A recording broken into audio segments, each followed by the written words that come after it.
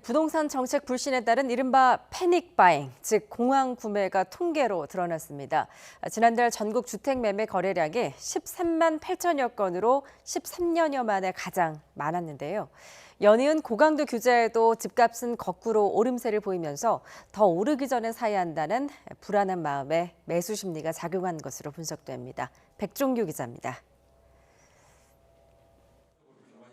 집값을 잡겠다며 이번 정부 들어 부동산 시장에 22차례나 대책을 쏟아냈지만 부동산 시장에는 규제 따로, 집값 따로라는 일종의 내성이 생기는 부작용이 나타났습니다.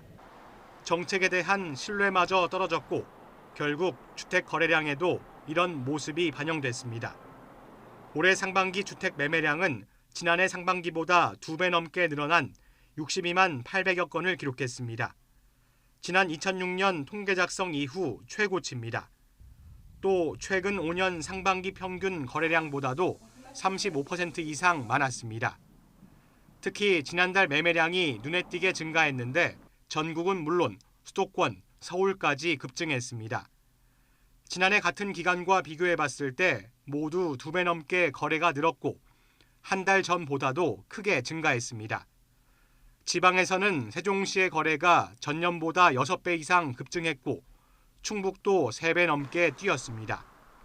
이사철이 겹치는 계절적 영향도 없었지만 이런 결과가 나온 건 정부 규제에도 집값 오름세가 계속되자 불안감이 커진 수요자들이 분주하게 움직인 데 따른 것으로 분석됩니다. 집값이 더 오르기 전에 또 더 심한 규제가 나오기 전에 집을 사야 한다는 이른바 공황 구매 현상이 나타났고 영혼까지 끌어모은 대출이라도 해서 집을 사겠다는 젊은 층의 행태도 반영된 것으로 보입니다. 코로나 사태 발발 직후 급격히 안 좋아졌던 불안 심리가 다소 회복되고 유동성 확대의 효과가 퍼지면서 주택 투자 수요가 2분기로 가면서 점점 늘어난 것으로 볼 수 있습니다.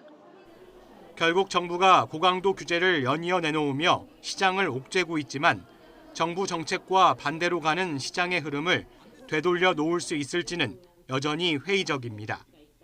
YTN 백종규입니다.